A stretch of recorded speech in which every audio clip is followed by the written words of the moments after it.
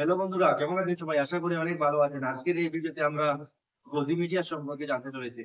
আপনারা হয়তো অনেক সময় গদি মিডিয়া সম্পর্কে শুনেছেন, गोदी मीडिया को लेकर में गोदी मीडिया कर रही थी इन गोदी मीडिया चैनलों को কিন্তু আসলে গদি মিডিয়া কি, গদি মিডিয়া এর মানে কি, চলুন আজকের এই ভিডিওতে সহজে জেনে নিন। ভিডিওটি শুরু করার আগে একটি রিকোয়েস্ট, যদি আপনারা আমার চ্যানেল নতুন হয়ে থাকেন তাহলে আমার চ্যানেলটি সাবস্ক্রাইব করবেন, এবং যদি আমার ফেসবুক পেজ থেকে দেখে থাকেন তাহলে আমার ফেসবুক পেজটি ফলো করবেন। তো চলুন বেশি দেরি না করে আজকের এই ভিডিওটি শুরু করি। গদি মিডিয়া মানে হলো সেই সব সংবাদ মাধ্যম বা নিউজ চ্যানেল যারা সরকারের বেশি প্রশংসা বা তারিফ করে, সরকারের ভুল তথ্যগুলো সরাসরি প্রকাশ করে না, তাদেরকেই আমরা গদি মিডিয়া বলে থাকি। এবং আরো একটি প্রশ্ন হচ্ছে যে তোমাদের মধ্যে অনেকের হয়তো মনে আসতে পারে এরকম একটি প্রশ্ন, যে গদি মিডিয়া বা নিউজ চ্যানেল গুলো এরকম কাজ কেন করে, সরকারের প্রশংসা বেশি করে এবং সরকারের ভুল কাজগুলো কেন তুলে ধরে না, এমনটা কেন করে থাকে?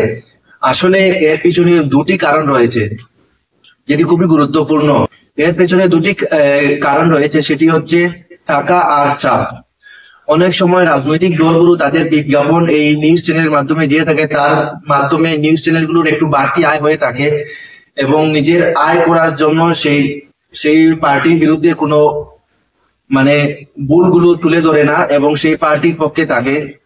আরো একটি হচ্ছে যে রাজনৈতিক চাপ, সেই মিডিয়াগুলোর উপর অনেক সময় রাজনৈতিক ভাবে চাপ থাকে যে তাদের ভুল দিকগুলো তুলে ধরে না, যার কারণে এইরকমটা অনেক সময় হয়ে থাকে। তো আমরা সেখান থেকে আমরা বুঝতে পারছি সে দুটি মূল কারণ রয়েছে, রাজনৈতিক চাপ এবং বাড়তি আয়ের উদ্দেশ্যে নিউজ চ্যানেলগুলো এরকম কাজ করে থাকে।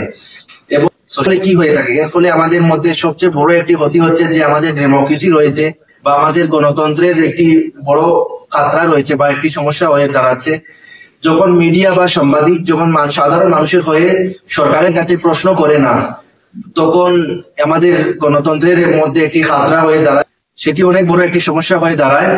এবং আরো একটি সমস্যা হচ্ছে যখন বিরোধীদের কণ্ঠ রোধ করার চেষ্টা করে সেই সংবাদ মাধ্যমগুলো, অনেক সময় বিরোধী দলগুলো ক্ষমতায় থাকা পার্টির বিরুদ্ধে অনেক সময় অনেক আরোপ লাগায়, সেগুলো তারা ক্যাপচার না করে শুধু ক্ষমতায় থাকা পার্টির উপর ভিত্তি করে খবর তৈরি করে, যার কারণে এমনটাই হয়ে থাকে।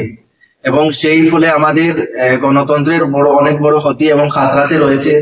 আপনাদের উচিত তিনটি কাজ করা, আসুন জেনে নি সেই তিনটি কাজ কি করতে। আপনারা সঠিক তথ্য বা সঠিক ইনফরমেশন পাওয়ার জন্য তিনটি কাজ করতে পারেন। প্রথম হচ্ছে যে আপনারা একটি নিউজ চ্যানেল থেকে খবর দেখবেন না। সর্বপ্রথম আমাদেরকে কি করতে হবে, যে একটি নিউজ চ্যানেল থেকে আমরা খবর দেখবো না। দ্বিতীয় হচ্ছে প্রশ্ন করুন, কোনো জিনিস দেখলে আপনি সেটাকে নিয়ে ভাবুন, হতে পারে সেটি মিথ্যাও হতে পারে। তো আপনাকে দ্বিতীয় যেটি করতে হবে, নিজেকে নিজে প্রশ্ন করুন এবং অনেক চ্যানেল থেকে নিউজগুলো দেখুন, যাতে করে আপনার কাছে সঠিক তথ্য পৌঁছতে পারে। তৃতীয় হচ্ছে সচেতন থাকুন।